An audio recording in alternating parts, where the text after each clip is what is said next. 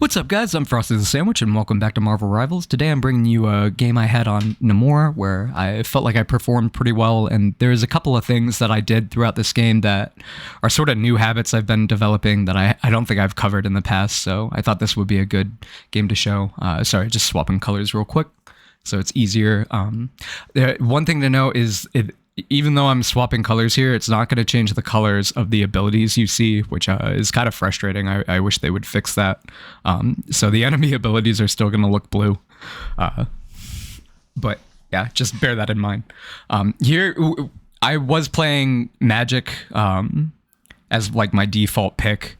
But since I saw that we had a Luna, I decided to swap over to Namor, but I put the Wolverine ban up. I actually do like playing Magic into Wolverine. I think she has a good matchup into him, but he's still just a really strong character, and I just went with, the default bans there.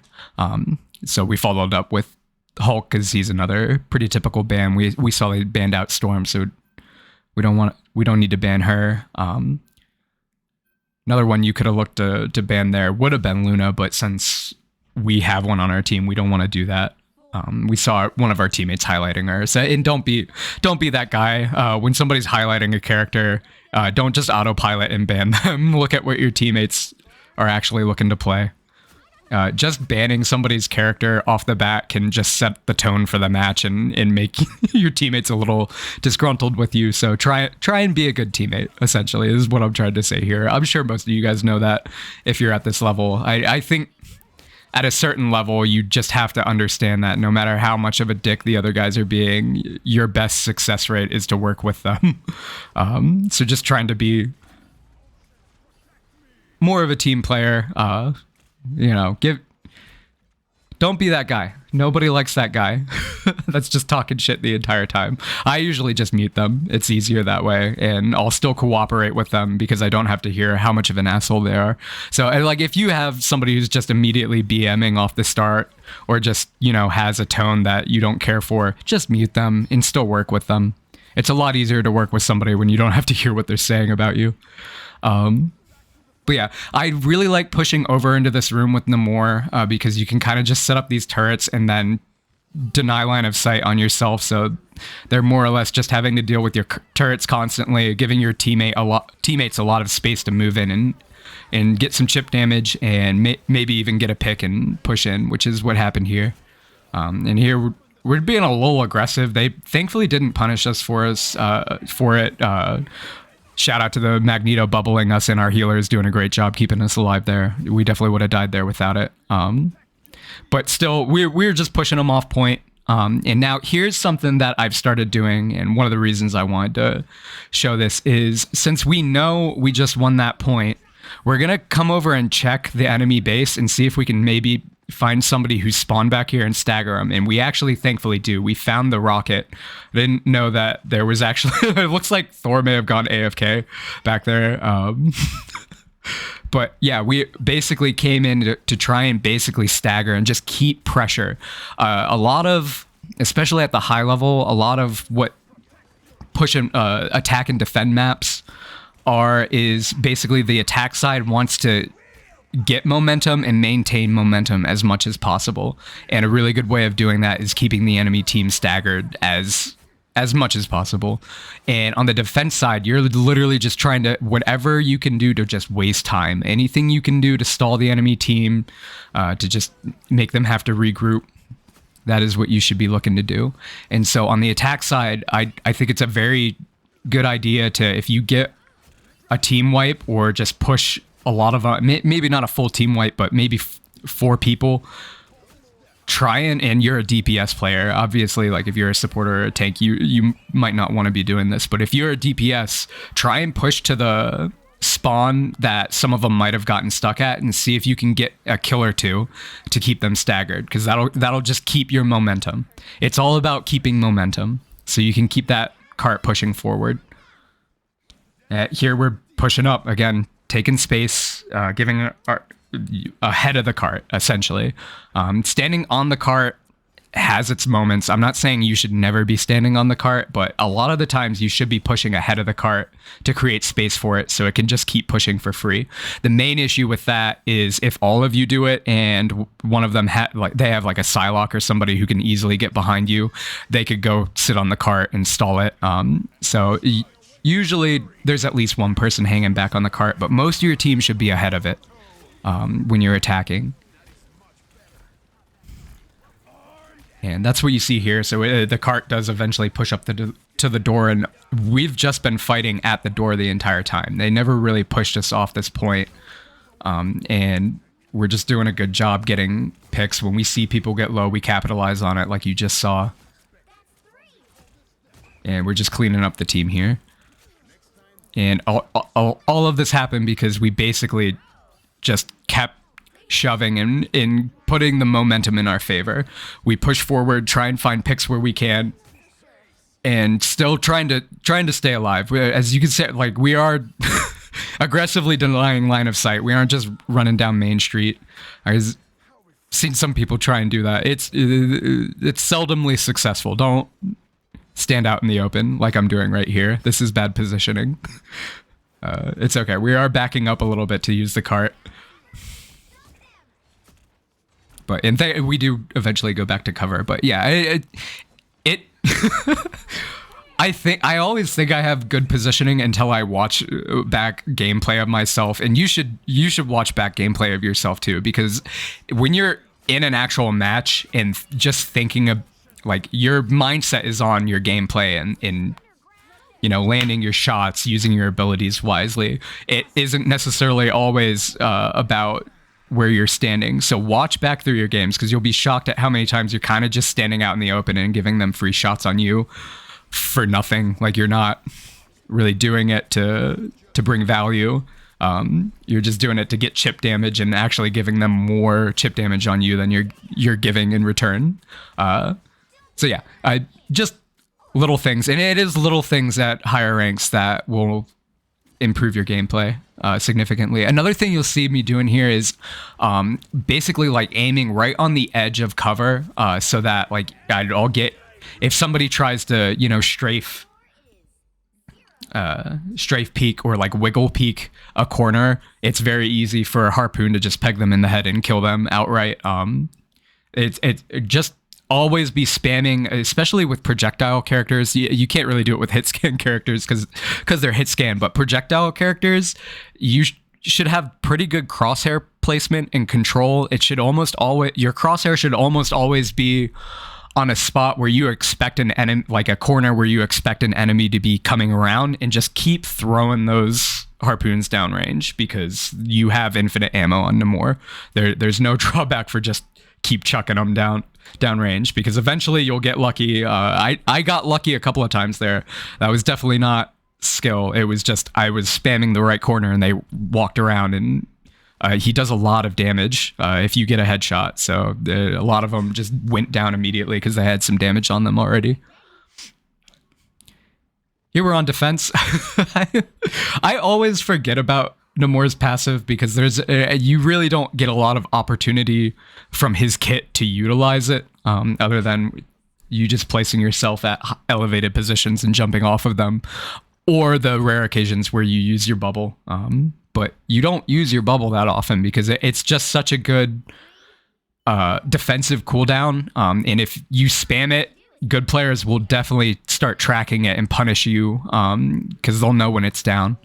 And they'll go, hey, Namor bubble down, go dive him. It is really your get out of jail free card. So if you use it too early in a fight, you'll definitely go down to good players. Here we backed away a little bit. We are denying line of sight. Unfortunately, our Magneto does go down, but we're just placing our turrets a little bit out of line of sight. I actually think I probably should have put them over the archway there, because as they pushed in, they would have just gotten decimated in the back, and they'd have had to make the decision to either look directly above them to deal with the turrets or continue fighting us. And either way, they were probably going to lose that fight. So I definitely could have positioned my turrets better there, and possibly gained us more time. Again, on defense, our goal here is to waste as much time as possible. So anything you can do to just delay them, I think you should be doing it. So in a good way of doing that, especially on Namor, is placing his turrets just above doorways that you know they have to push through. And I do believe I've made this point before, and I just, again, like I know the point, but there's a very big difference between understanding like the theory on how you should be playing a character and actually implementing it into your gameplay. And it's just not something like, once I get into a match, all of that kind of goes away, and I just default to muscle memory and, you know, like the stuff that I've drilled into myself. So I am definitely going to have to start drilling. I don't play Namor enough, I think, is one of the other issues. He isn't one of my, like, I don't know what, I think he might be ranked like 10th or something. I just want, like, I'm a Namor main, so I'm sure there's plenty of stuff I could be doing better here. And if you are a Namor main and you're watching this, let me know, because I do like him, and I like having him as a backup character. That's what he is to me right now.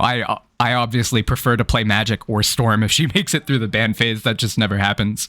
But especially with dive characters, or if I have a Luna on my team, I do enjoy playing Namor.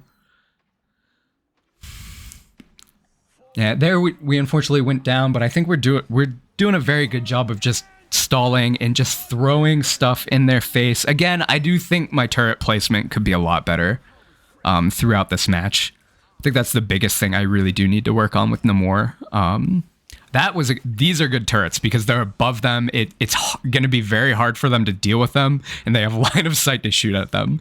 That's where you want to be putting your turrets. Here, that turret is honestly fine because it's mainly to just apply pressure in the 1v1. Like, hey, you have two things to shoot at now instead of one. And I think the correct decision there for a Hawkeye is definitely to keep shooting at me because he could potentially kill me in one shot. But still, there's a lot of characters that can't do that. So put it out if you're in a 1v1 situation. In situations where the whole enemy team's in front of you, doing that is just a wasted cooldown. So I do like that. I again put the turrets up top in an elevated position where it's very hard for them to deal with. And I just don't put them on walls enough. I need to put them on walls more. I need to practice what I preach. I'm sorry, guys. I'm not walking my talk. If you watch my tips video, I apologize. I will get better. There we went down again. Again, we're kind of on the flank, trying to deny people from coming through because that's a big area to be able to, for the attacking side to be able to push through and win that point. And we did go down there and they got the point, which isn't a surprise.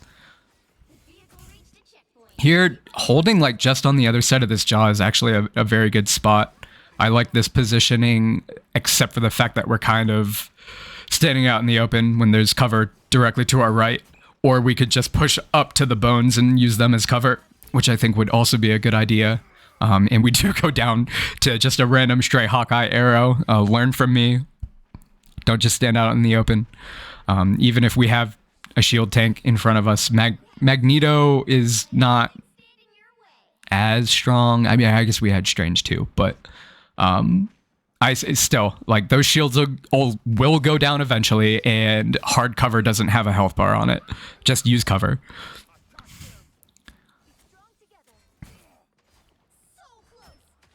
Yeah, this is a spot I usually come up to with Namor because, again, I think it's a very good turret spot. And just be aware that is the enemy team Invisible Woman's ultimate, even though it's blue. We don't even have an Invisible Woman on our team. So if you're wondering why I'm not going into that, it's because it's not ours. And yeah, this is just a really good spot for Namor. I think I made a mistake here when I pushed ahead. I'm pretty sure I die here because of it. But yeah, I mean, the enemy team is backing away. So sometimes it could be good to chase down and try and stagger harder. But we definitely overextended here. We were trying to get a big ult. I mean, we got one pick. We did take out the Hawkeye, but I don't think that was worth it, honestly. I think we should have just chilled back, been patient, let them regroup, and then we probably would have got a bigger value out of our ultimate when they pushed back in. But unfortunately, like, us going down kind of gives them some momentum on their side to maybe push back in and get this cart moving again. So that very easily could have been a mistake that cost us the games. So just bear in mind, you know, sometimes when you're on the defense and you see the enemy team retreating to regroup, just let them do it. Don't overextend yourself, because then you could easily hand them the game. And here they kind of make the mistake we just did. This is definitely an overextension. There's no reason to be giving line of sight on us when we can just chill in our base, denying you any form of return fire, and we can put effective damage on you. Don't do that. If they had just stayed on the side of this cliff over on the right side here and not given us line of sight directly from our base, forced us to have to actually push up to the rock and engage on them, I think they probably would have put this game into overtime. So it's those little things that can make or break games sometimes. And like, I don't necessarily think these guys are doing the wrong thing by trying to stagger back here. It does apply pressure and momentum, but it didn't work out for them, unfortunately. And I think that play right there probably lost them the game. It was just that little overextension. The Strange pushed around to try and the intention is to hold us in the base, but I don't think that's worth it on this point. I've seen a lot of teams try that and then lose because they get staggered too hard. Stay with your team and just push up to that point and force the defending team to have to engage around the rock. Here, I do like the positioning of going left here. I like it a lot more than trying to stay in the main lane, like down below. If I wanted to go back up in that right cliff area where I was before, I think that would have been great. Or on the left flank is a really good spot. But right here, I guess it's all right because we just have a lot of them dead, so it's fine now. But when you're sort of in neutral and nobody has a kill on the other side, I do think just playing like elevated angles or off angles as the enemy team tries to push in is good for Namor, because he can peel for himself very easily, both with his turrets and his bubble. But yeah, that was a showcase of Namor gameplay. Let me know if you guys liked that. Or if you learned anything from it. Let me know what I could be doing better too, because I'm not the strongest Namor player. Again, he is sort of my backup DPS, specifically if I need to deal with dive or we have a good Luna on our team. Also, if you're still watching this right now, I really do appreciate you. Thank you so much. You are helping me just by watching the videos and giving me watch time. The watch time really is the most meaningful thing to me, is when people actually want to see the content. So I really appreciate you. Let me know in the comments what I could be doing better or what else you'd like to see. I did take a full week break, full candidness. I haven't played the game in a week. I just needed, number one, I had family visiting, but I just wanted to take a vacation. But I'm back at it now, and I'm going to be putting out regular content again. And I'm also considering maybe doing Elden Ring content. So if you're watching this right now and you enjoy Elden Ring or would like to see Elden Ring content, let me know in the comments, because I really enjoy that game as well. And I like mixing it. Like I like keeping things fresh, and I think having to make videos for a completely different genre of game not only will be fun, but it'll help me make videos for this game better too, because I'll just learn new skills that I haven't learned yet. But other than that, thank you guys so much for your time. Please like, comment, and subscribe. It really does help me out. Till next time, stay frosty.